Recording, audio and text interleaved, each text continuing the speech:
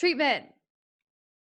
So if there is true support loss, it has the tag with support loss and it's symptomatic. We still want to treat it conservatively first. Yes, pelvic floor physical therapy should be the first line of treatment. And your pelvic floor physical therapist should be correcting the underlying cause and not just treating the symptoms.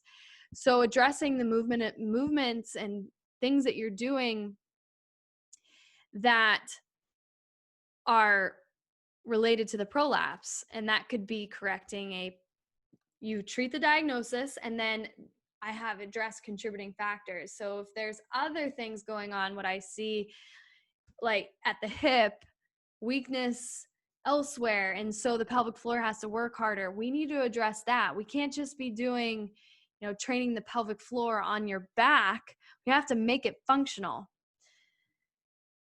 Other conservative things that, at least in the States, we can't do, but some physios can.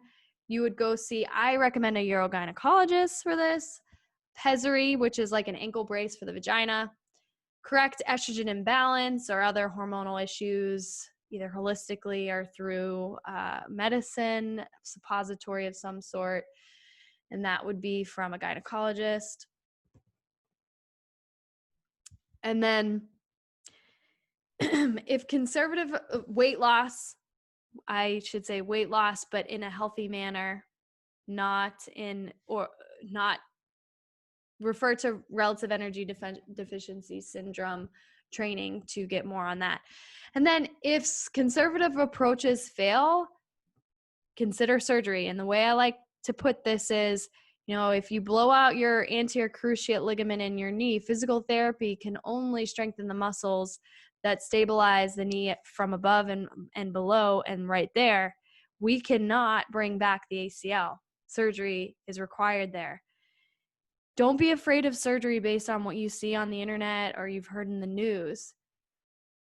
I want you to feel empowered that you have a resource that will put you in the best position to heal and thrive with that surgery.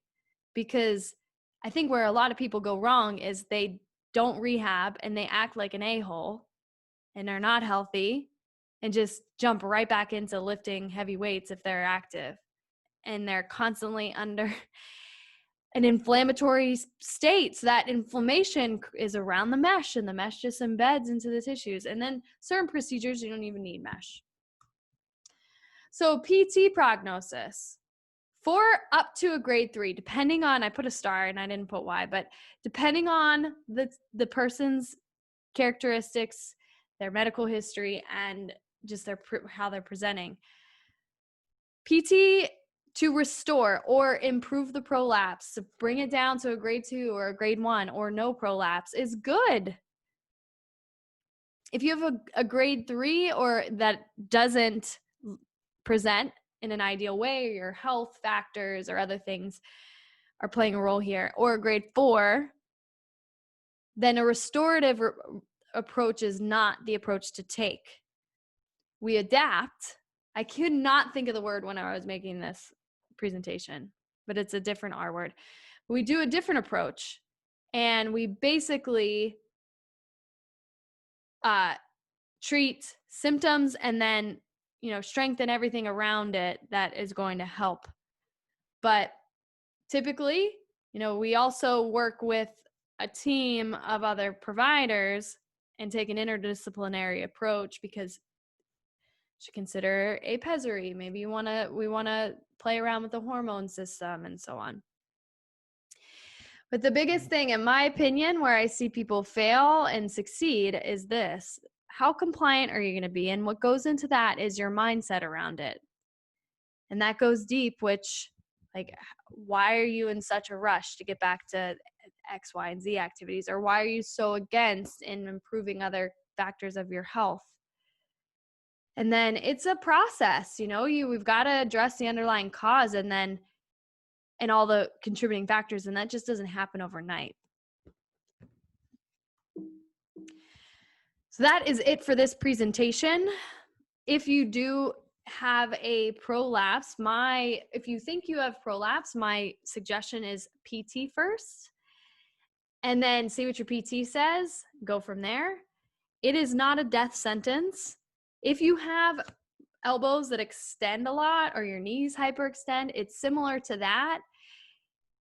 I don't like to say to people to focus on fixing the prolapse, except instead I tell them to work around it, because we can't change stretched ligaments, but we can strengthen the muscles, not only of the pelvic floor, but other areas that impact the movement of the pelvic organs. So if you have any more questions, reach out to me. My website, www.thevaginap.pt.com. I do virtual consults where I love doing prolapse consults through movement, because I can really see a whole nother view before I see someone in person. And sometimes, we as PTs get too narrow-minded if we do the pelvic floor exam first versus the movement exam. So I try to have an entrance point that people can apply. They can take what I tell them and immediately apply to their life.